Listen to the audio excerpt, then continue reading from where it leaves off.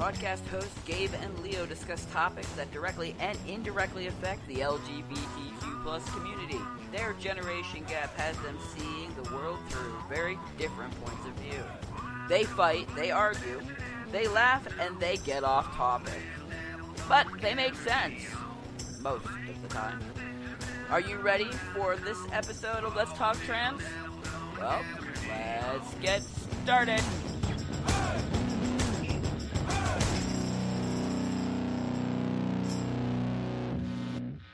Alright, it's Wednesday night. Let's talk trans.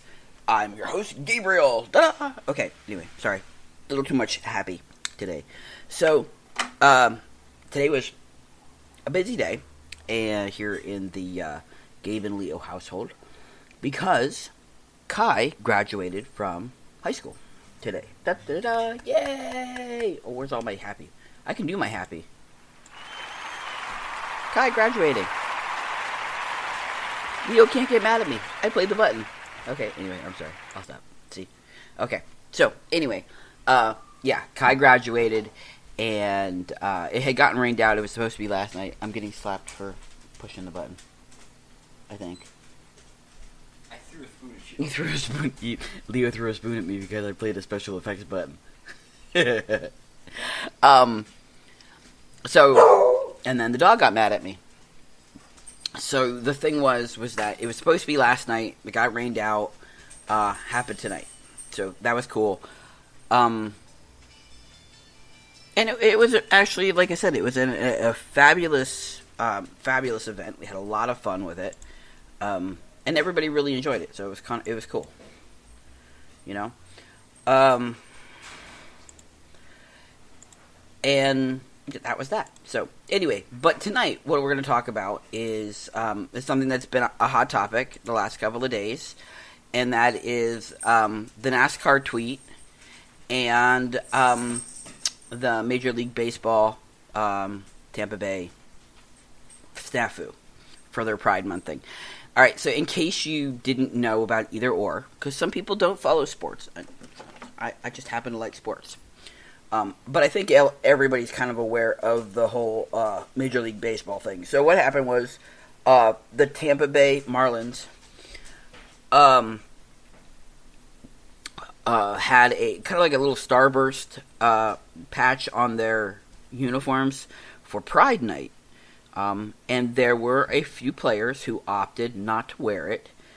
And in showing their effort not to wear it, they actually tore it off of their uniforms.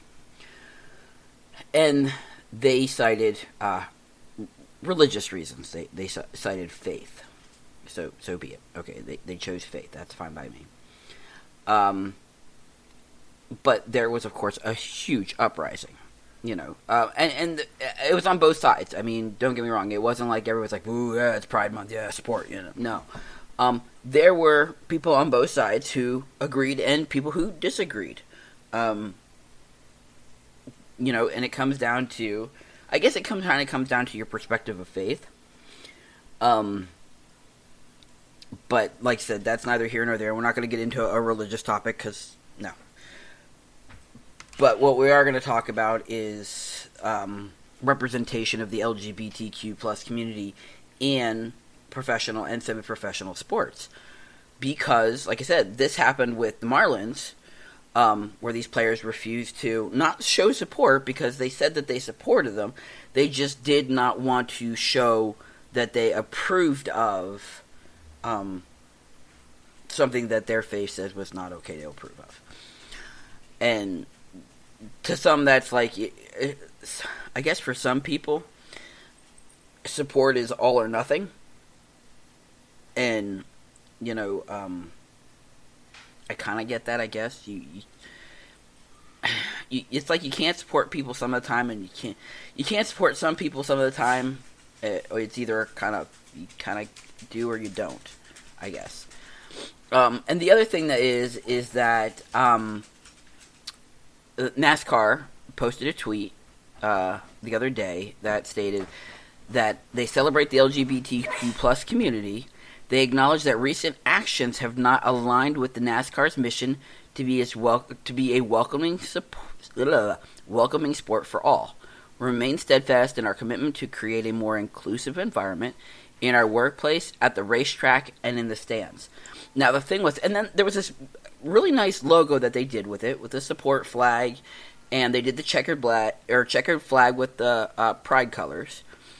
But the thing of it was that, like, it kind of left everybody scratching their head, like, what are they talking about? What didn't align? What happened that we're not being told about? And so people are now going, what happened? What are they covering for? What didn't happen? And so we don't really know the whole spectrum there. But like I said, and here's the thing. So you guys know, or anybody who listens know, that I photograph semi-professional football. And I went out and I directly asked a couple of players. I mean, I'm transgender. They know that I'm transgender. I mean, like, shoot, it's not like it's something that I hide. It's not something I can hide. I saw myself in the mirror the other day and I looked so much like my little brother, it's not funny. But anyway, so I went out directly, and here's what I asked. And I'll read you the question that I asked them. I said, random question. If a member of the team came out as LGBTQ, would you be cool with it? And here's the response I got. I asked two players this. Shouldn't change anything at all, to be honest. On that field, we are one. That's what's so great about the game. We're all different shapes, different sizes, different colors, and even different genders. And that was, and like I said, and that was one of the players, one of the older players, who you know, and some people are like that. Well, you know, younger people are cooler with it, or older people are cooler with it. I asked one of each age group, and that was one of the older players, and then one of the younger players was, and the same exact question. He said, "Yeah, what people do on their personal life has nothing to do with me. I have LGBTQ members of my family. I don't judge people on what they do as their lives, as long as they treat me with respect." And my response to that was, you've never had an issue with me, and you know I'm trans. But like I said, I'm trying to make a point, you know, that there are some people who think that LGBTQ has no place in sports, and I'm trying to prove that sports people play the game. They don't care about things that are indirectly affected them. And he's like, exactly, I agree completely. And he said that I told him he was awesome for his response, and his response to that was, "You can thank my parents. It's just how I was raised."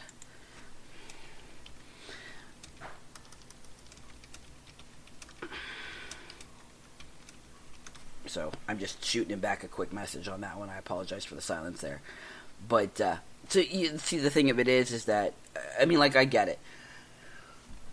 What are the stats? The current stats, I think, are like 3 out of every 10 adult in the United States knows somebody who is LGBTQ. That's all right. So 3 out of every 10. That's just knowing somebody. That doesn't mean that they are. It means that they know somebody. So to assume that there aren't members of any major sport, that would be ridiculous.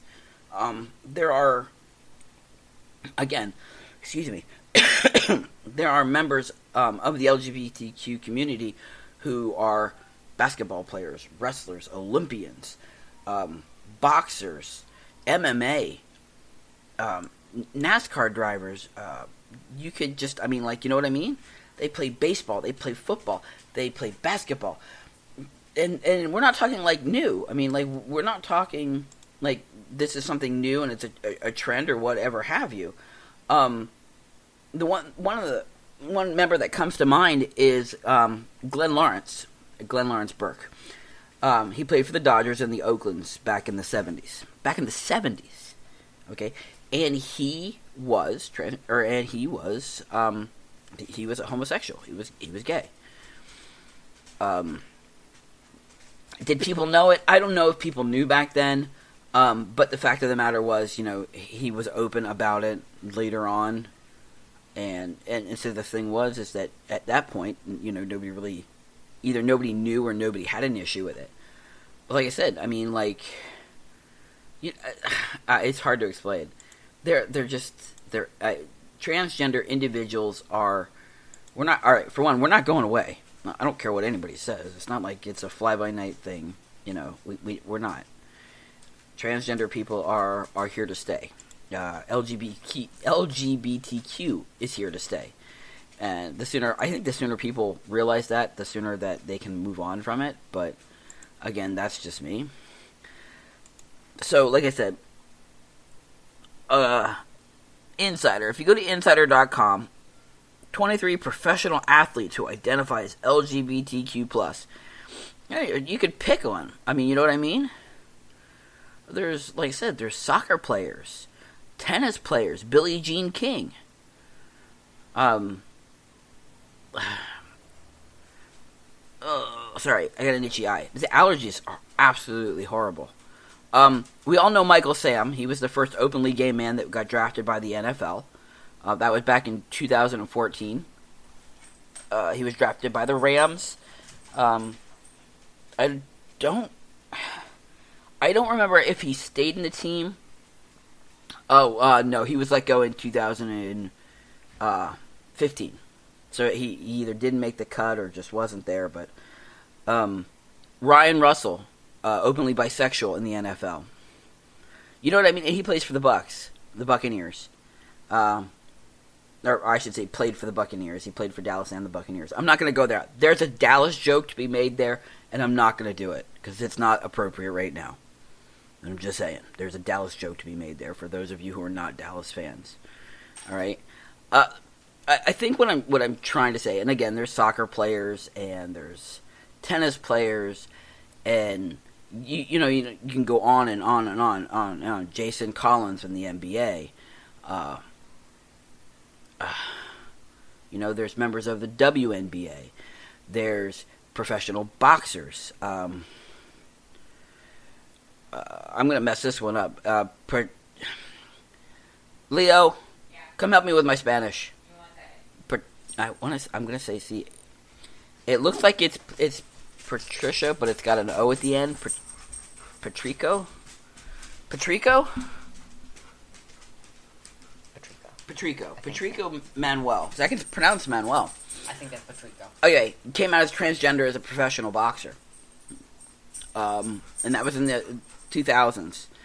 Started out boxing professionally as a woman in the 2000s, made a name for himself, became a USA National Amateur Boxing Champ, and eventually, when he eventually transitioned and came out as transgender, he lost his coach and his gym in the process.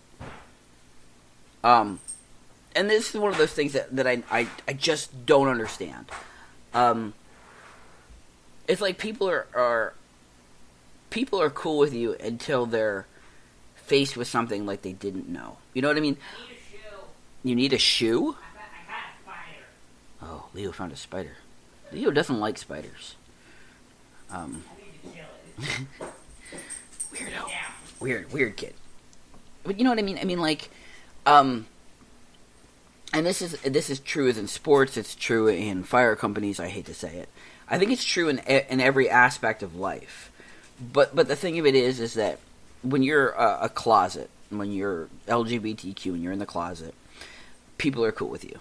They don't, what they don't know doesn't hurt them. It doesn't scare them. You know what I mean? But the moment that,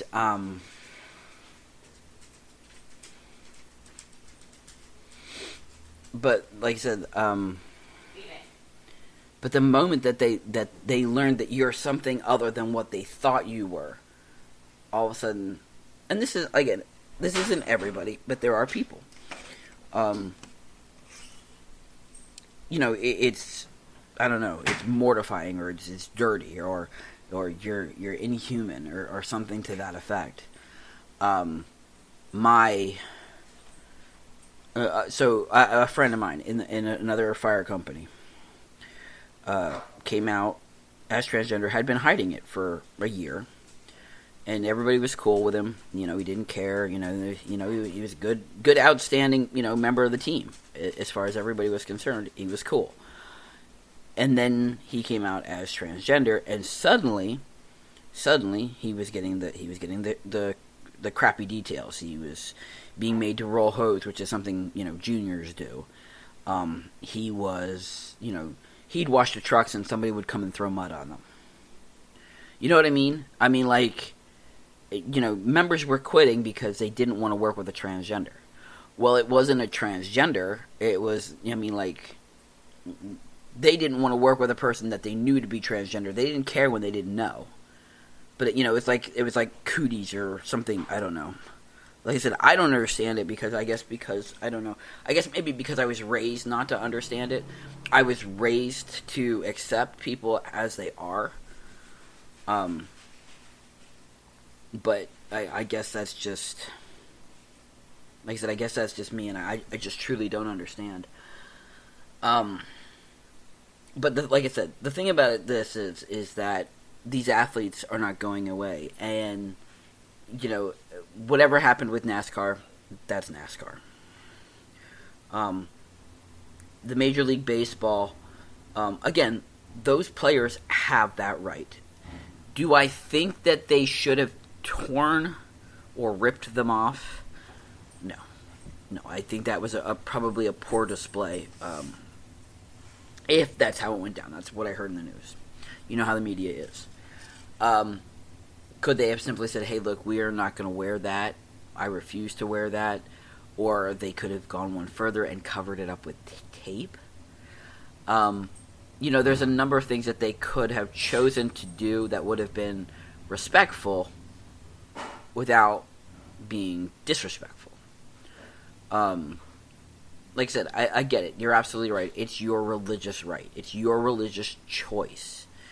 But in the same breath, there's going to be a player who's going to be LGBTQ who may not, like the way that they handled that.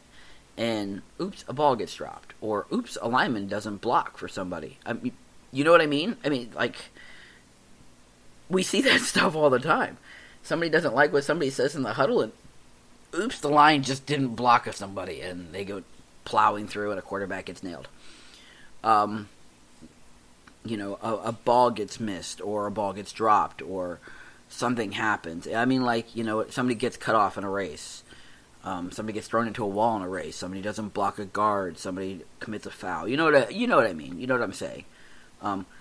Now, am I saying that everybody who's transgender or everybody who's LGBTQ is vindictive and revenge-seeking? Of course not. I'm just speaking from personal experience. So, yeah, that's that. But let's talk about something else, because that's just, yeah. It's only been 18 minutes. I mean, we've got to talk about something else. We can't just cut off in 18 minutes. Alright, so again, I apologize profusely because my allergies are just atrocious. So, Leo is very quickly, and I do mean very quickly, approaching his 1-year mark. Hi. Hello, you beautiful soul, you. So, being that the doctor's offices around here have been packed with, let's just say there's a desperate need for medical personnel in the area. So much, in fact, that the only surgeon who is actually qualified to do Leo's top surgery is booked out through the end of the year, and it's June. Yeah. So, anyway, we had to put in the referral and do the necessary, we wanted to follow the insurance's protocols to the letter, only to get a phone call from the doctor's office that the doctor will not do Leo's top surgery until he's 18, which was disappointing. And yet, in the same breath, I kind of understand. From a adult perspective, from a medical perspective, I understand tissue's still growing, and such and such and such and such. Want to do it the first time, get it done and clean and be right, and not have to worry about it, and you know what I mean. Versus basically doing a surgery on a pediatric. I get that, I do. And the thing of it was, so I looked around. I checked doctors in the area that also took the insurance, and no one else does top surgery. So the funny one, I went on this website and looked for the top surgery, the top surgeons to do LGBTQ affirming, or I should say transgender affirming surgeries. That's what they refer to it as. And this one name kept popping up, and she was supposed to be in our network, but she left our network, and nobody can find her.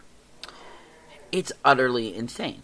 So the thing of it is now we're stuck. So Leo can't have his top surgery until he's, well, at least another 3 years, because he's going to turn 15 next month.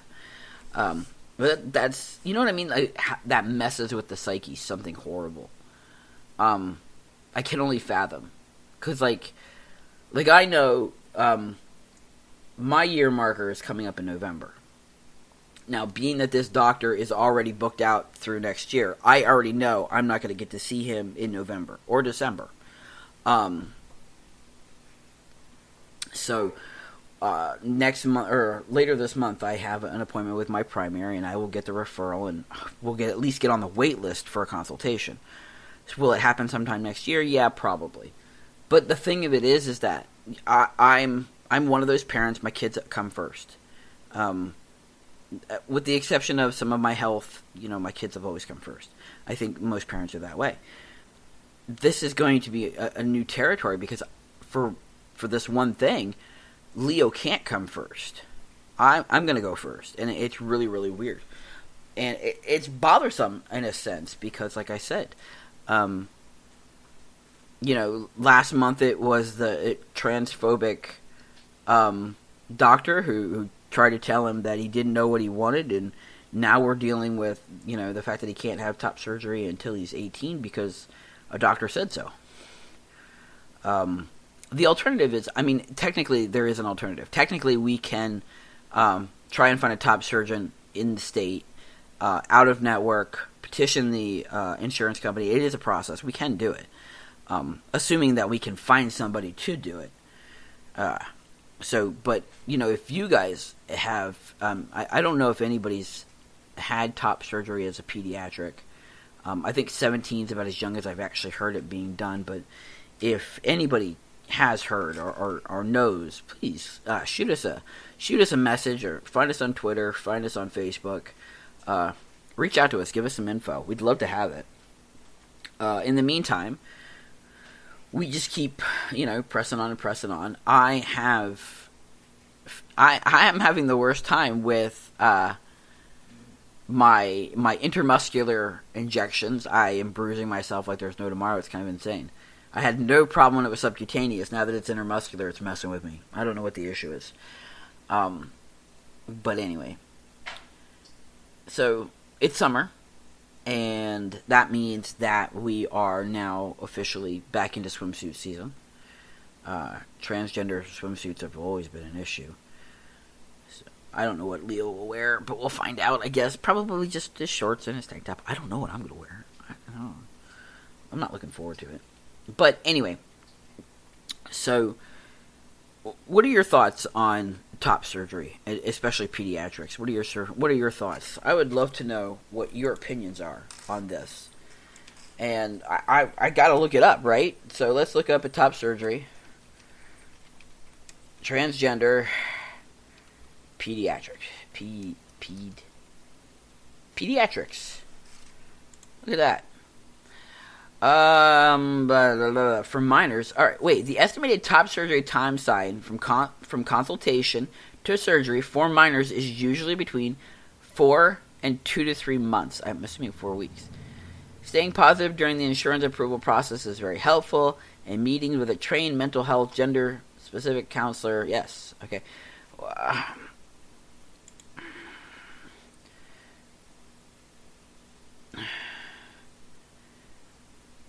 Look at this. Yeah, okay. So, what's the youngest age for top surgery? And this is with UIHC. I'll have to check it. Health. It's a health topic, top surgery. The University... Oh, duh. Okay. The University of Iowa. Hospitals and clinics. Though most individuals undergo top surgery are 18 or older, younger individuals may be considered for the process if the patient their legal guardian, and their mental health professional are all in agreement that top surgery is appropriate. So I guess the thing of it is that, like I said, you have to find a doctor, one, who's willing to work on a pediatric, and two, is it psychologically necessary? Because, like I said, I mean, having gender dysphoria, not being gender dysphoria, being transgender, being gender dysphoric? Would that be a term? Gender dysphoric? Anyway. So, with gender dysphoria, if the gender dysphoria is managed through testosterone injections and there is still a game plan, Leo, I need your perspective. I'm sorry. I'm thrilled that you're finally eating now that you figured out you don't have a sore throat. You just have acid reflux. Putz. I did not want to eat at the diner. Uh-huh. I need your perspective. Okay. Okay. So top surgery can be done on a minor, so a 14-year-old, if the minor, the parent, and the mental health professional are all in agreement that it's appropriate. Okay. Okay. On the ball with me so far. Mm-hmm. Okay. Because these people are all going, we just heard this. However, being with gender dysphoria, if the gender dysphoria is manageable through, therapy and testosterone injections and hormone suppression therapies and things like that, is top surgery then critically necessary until development has ceased? Not critically necessary, but if the psychologist, the mental health professional, deems it to be necessary in any way, shape, or form, right, then therefore medical professional says necessary. Yeah, but see, that's the thing of it. Like here's what I mean. Like, okay, if you are, all right, so if a person gets injured, okay, perfect example, football this weekend. Okay. Dislocated ankle, broken leg. Okay, so they relocated the ankle, but they can't fix the break. They can't heal the break until the swelling for the ankle goes down. Okay, so they have to heal one problem at a time. So if there's still a game plan, they still know it's going to happen. You know what I mean? So with gender dysphoria, if you know, like I said, we talked about this, with mammary glands still developing, you know that there's a game plan. Does that ease your gender dysphoria on the topic of Tata transgender trauma? Or, wow, that was really weird. Tata transgender trauma. There's too many T's. Or is it still like I need this now? I don't have an answer for you. Why not? Macaroni and cheese. All right.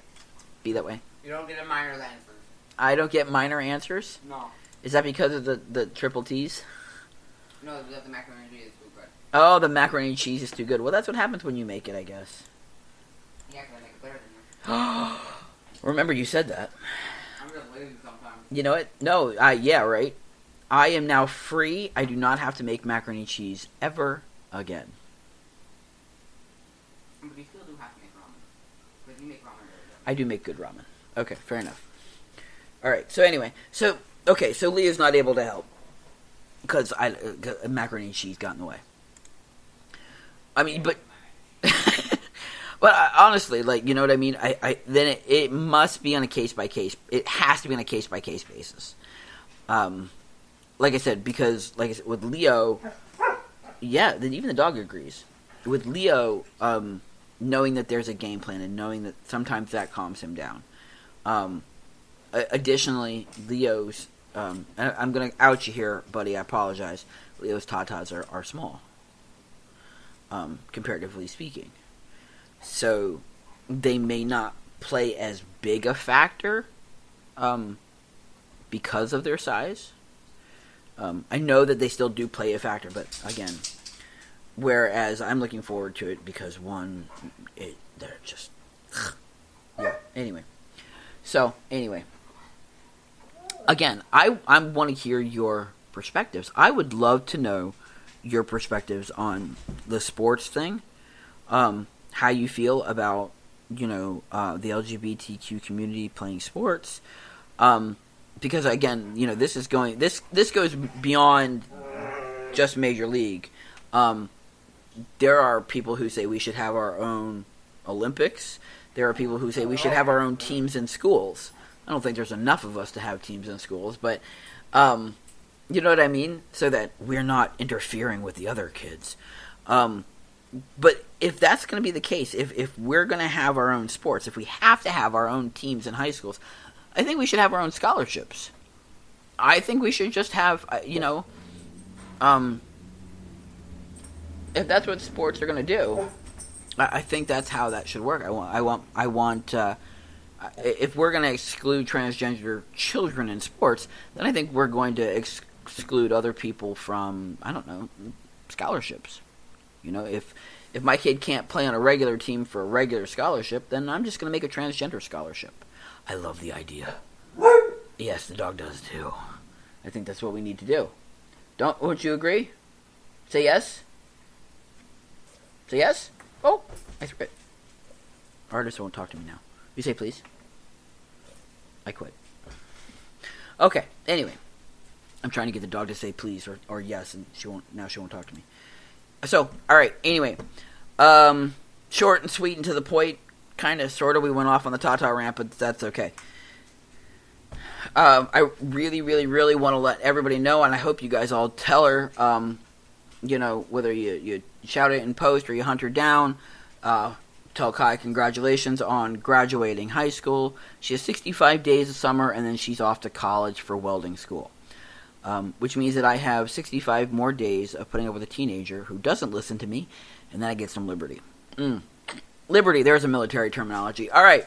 Anyway, I will talk to you guys on Sunday, and we'll definitely go live this Sunday. I keep saying that, but we're definitely going live this Sunday.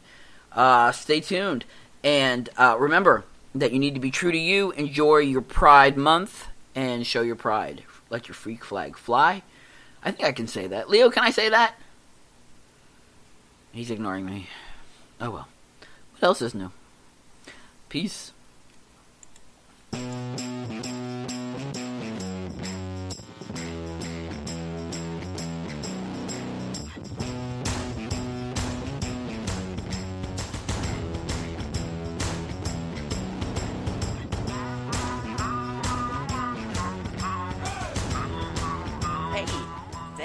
Joining us on this episode of Let's Talk Trans. We hope you had fun. We know we did. If you like us and you want to hear more, follow us on Facebook. Subscribe on Spotify, YouTube, or Google Podcast, or wherever it is that you get your podcast from. Until next time, stay true to you.